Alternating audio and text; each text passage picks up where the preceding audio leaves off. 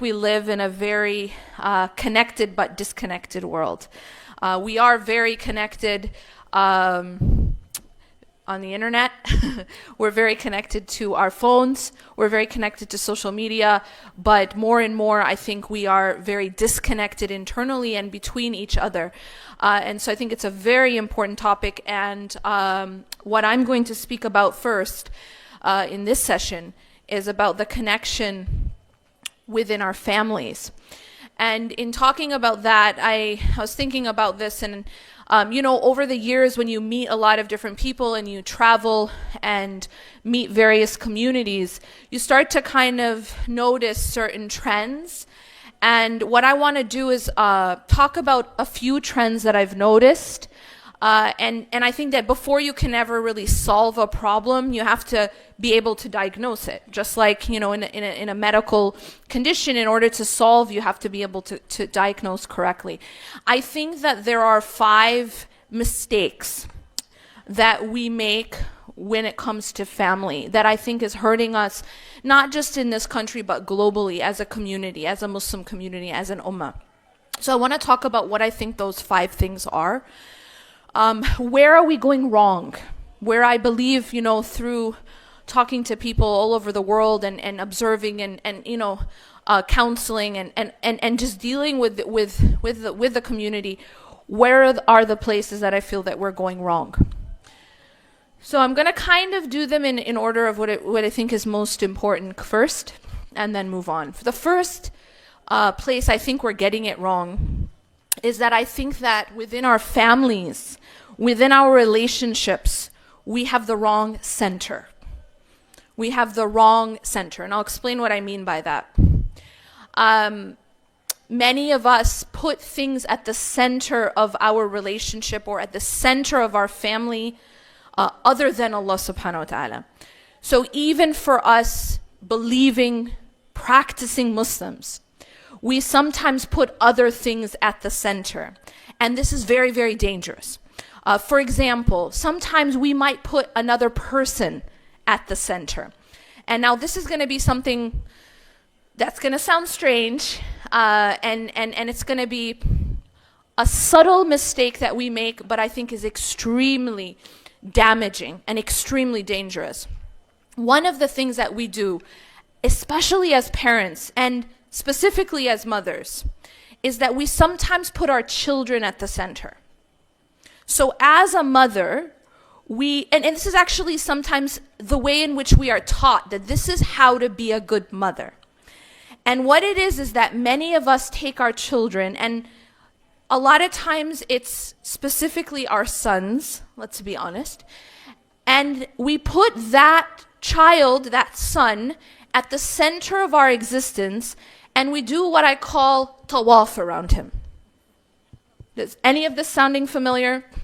What does that mean practically? It means that Allah subhanahu wa ta'ala is no longer at the center. And this is subtle, right? You're never going to say, I worship my son, right? If I ask you, do you worship your son? Is anyone going to raise their hand? Who worships their son in this room? No one's going to raise their hand. But what does it really mean to put something other than Allah at the center? I think that the problem we're doing is that we don't have a balance in how we raise our children. And sometimes it becomes very easy, especially with the love and mercy that a mother has for her child, to put the child at the center and do tawaf. So what happens is the mother is now encouraged too. And of course this is rewarded. This is rewarded by society, by culture, that the woman should now live and sleep and wake and eat and not eat around her son or her child, but specifically the son. And a woman's actually the mother is expected to put aside everything else. You're a mother now, right? And it even takes the role, or it even takes the place of even her role as a wife sometimes. It's like when you first get married, right? And when it's just you and your husband, sometimes you put the husband at the center and you do tawaf around him. But that's until you get a child, right? And then once you get a child, then the child goes at the center. And now even the rights of the husband get put to the side because your center is now your child. Your center is specifically your son. Now, what's the problem with this? Well, there's a lot of problems with this. Number one is that only Allah should be at the center. We shouldn't be living our lives revolving around anyone or anything other than Allah subhanahu wa ta'ala, even our own children. The other problem, and this is a big problem, is that we're raising narcissists. You know what I'm saying? I'm saying that we're raising children, specifically men, who then expect that the world actually is supposed to revolve around them. Why? Because their mama revolved around them. And so now this is actually a harm that we're doing to another human being, teaching that human being that the world, the sun rises and sets on them, that they are at the center. This is very dangerous to an individual to feel that way. This is a disease within the heart, a spiritual and psychological disease. But this is the type of person, the type of character that we then raise when we behave in that way. Another problem is we're not raising strong leaders anymore. And I'll explain why. When we don't teach our children, and specifically our boys, to take responsibility, because we do everything for them. They can't even make their own beds, right? Because they're busy playing video games. That's important, right? Now, when we baby our boys in that way, we call it love, right? We do everything for them. No, but I love him, right? I'm doing everything for him to show love, but I'm actually hurting him. And the reason I'm hurting him is I'm handicapping him. I'm not teaching him to take responsibility. And now this is the boy who's supposed to grow up and become the leader, right? Isn't it? He's supposed to now take this role of being the leader. How? He has never learned responsibility. All he does is he has everything done for him, and his only responsibility is to win in, whatever video game he's playing. This is a problem. And we as parents, we don't realize that we're actually contributing to this problem. So when we have the wrong center in this way, we're not just harming our child, but we end up harming the society, because we aren't teaching this future leader to take responsibility, and then to grow and to mature. It's stunting the maturity, and it's really, really creating a very serious problem, later on. And now we have a marriage crisis, right? And when I say marriage crisis, we talk a lot about the marriage crisis of, the divorce rate is this. I'm talking about a different marriage crisis. And that is, there's a lot of single women who can't find men to marry. And this is a crisis that I'm hearing a lot about, where you have women in their 20s, and then they're in their late 20s, and then they're in their 30s, and they cannot find suitable spouses. And a big part of this has to do with the fact that the women are ready to get married and the boys aren't. Because, for various reasons, but part of it is the fact that they haven't been taught that responsibility and that maturity, and they're not ready. And honestly, why would you, if you have everything done for you at home, right? Why go through take on that extra burden and responsibility and financial burden, et cetera, right? The weddings are expensive, the mahar is expensive, you know what I mean? And then you have to take on this new responsibility. Why? If you have it done for you at home. So this is a problem then, and it's creating a domino effect in our society. All right. Number two, I think that within our families, we have the wrong foundation. So I talked about the center. The center should be Allah subhanahu wa ta'ala, not our children, not another individual, not money, not anything else. We also, I feel, within our family structure, have the wrong foundation. And this goes back, and it's related to the first point. I've noticed that a lot of our families, within our families, we create a foundation that is the children. So as I mentioned before, not only do we make our children the center, we also make it the foundation. And I'll explain what I mean. Within a family, the foundation should not be the children, it should be the marriage.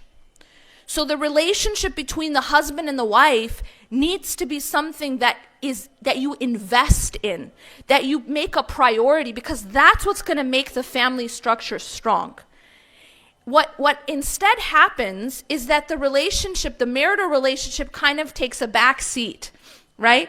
And it's like, it's all about, okay, but what do the kids need, right? And so what ends up happening, and this is what I've seen, is that over the years, what ends up happening is that this husband and this wife, they almost become just strangers. They become a parent, they become a mother and a father living under the same roof. Their relationship is no longer something that they invest in, right? Like you wouldn't like take out time and spend time alone. I mean, going on a date with your spouse, you're just like, what is that, right? That's weird. Or like you'll feel guilty if you get a babysitter for the child and spend time alone with your spouse. But this type of investment is actually very important to make the family structure strong. Because when you invest in the marriage, you're making the family stronger.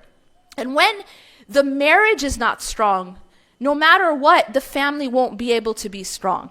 Even if, both of you do everything for the sake of the kids, but if your relationship isn't strong, then that family structure won't be strong. And so this is another, I think, mistake that we make. Number 3 is that I think we have the wrong focus a lot of times in our families. So one way to look at this is that sometimes we focus a lot on image. Maybe we focus a lot on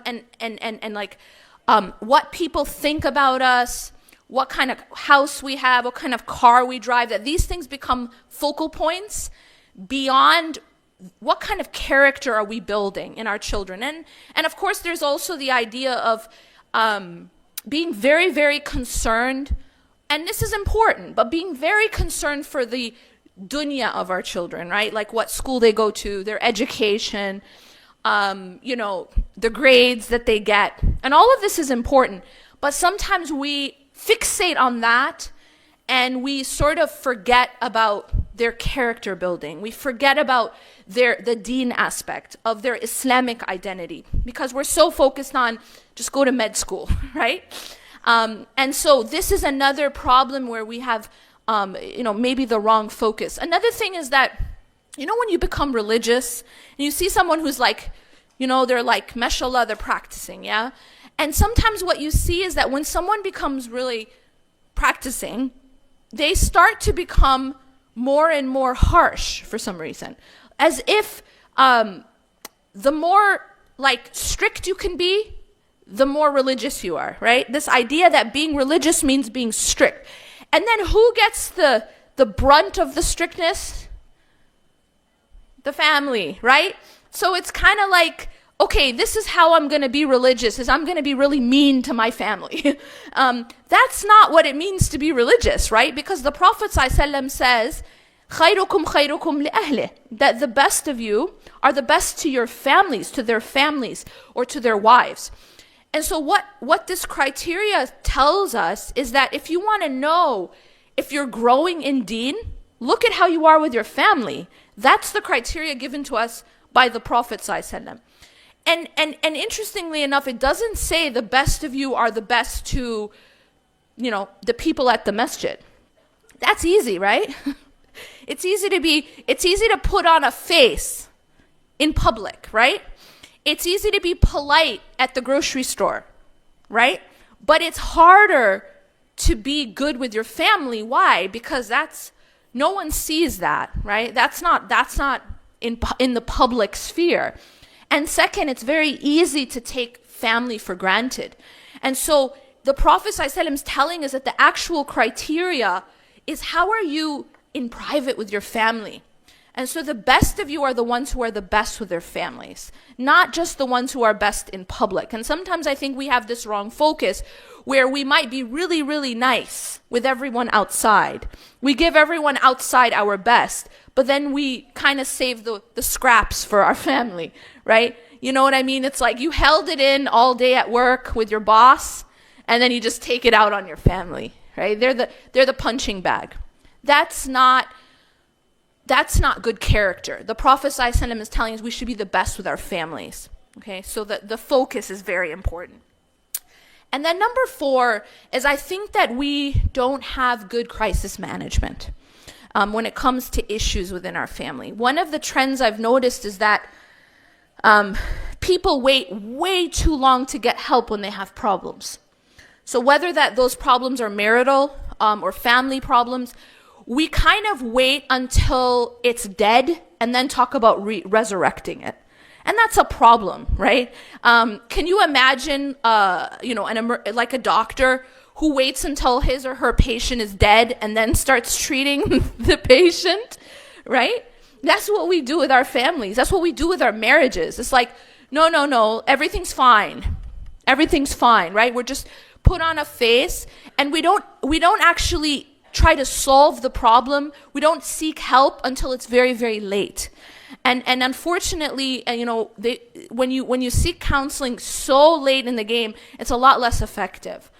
So just the fact that we don't ask for help, we don't seek a solution early on, that's very problematic. And part of that is, of course, the stigma, which we have to erase that. Because we have to invest in our marriages, and if there's a problem or if there's a problem in our family, we should seek help for that to try to rectify it early on before it gets to a point where it's just so deep and there's so much history and resentment that it just becomes very, very difficult to resurrect. Another issue when it comes to crisis management is that I feel like we sit too long in bad situations. All right? We sit too long in bad situations. And I've seen this over and over and over. I have people who contact me. I just got married. It's been a few months, and I found out that my husband is extremely abusive. Right? So early on, she finds out her husband's abusive. So what does she do? Well, most of the time, people just sit, and they sit, and they sit, and they sit, and they don't do anything about it.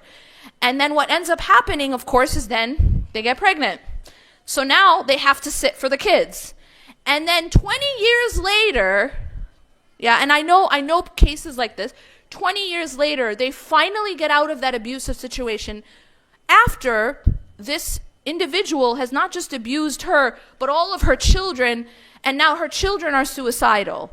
So do you understand what's happening here? Is that we're sitting in bad situations passively, not doing anything, and then we're taking way too long to rectify or to change these situations, to get out of bad situations. And that's extremely harmful. So, I had one sister, she contacted me and she said, I found out this guy is abusive. He does this, he does this, he does this. Okay, sister, at this point, you don't have kids. This is the point where you have to get out of this bad situation. She didn't. She sat. Few months later, I got another message from her. Guess what she says? I'm pregnant now. Can I get an abortion? So the idea is that this habit that we have to just be passive is very harmful. We have to be able to take action when action is needed. The Prophet ﷺ said that if you see something wrong, you try to change it with your hand. We are a people of action. We are a deen of action. We are not passive. We don't turn the other cheek when we see abuse or when we see something wrong. We have to be more active and not be afraid to take action, decisive action, and not put it off and not be passive. So the Prophet ﷺ said, if you see something wrong, change it with your hand. And if you cannot, then change it with your tongue. And if you cannot, then at least hate it in your heart. And this is the weakest of faith. By the earth, him and his home, as it literally is what the Quran says. And so we know that this is a destructive path to take credit. Now, this is something we tend to do, unfortunately, with our children. If you have a child who is righteous, that is a gift from Allah subhanahu wa ta'ala. And be grateful for it. Don't be ungrateful by taking credit for it, right? It's not because you're just more amazing than Nuh alayhi salam, because you aren't, right? Nuh alayhi salam, his son didn't believe. He was not among the believers, and that's not because he was an inferior parent, right? Allah subhanahu wa ta'ala tests us in different ways, and Allah subhanahu wa ta'ala gives his gifts as he sees fit. Now the question becomes, well then, what's my role? Why should I do anything if it's not on me? And the answer is, it's part of your worship. As a parent, it is your responsibility to teach your children. It is your responsibility to set an example for your children.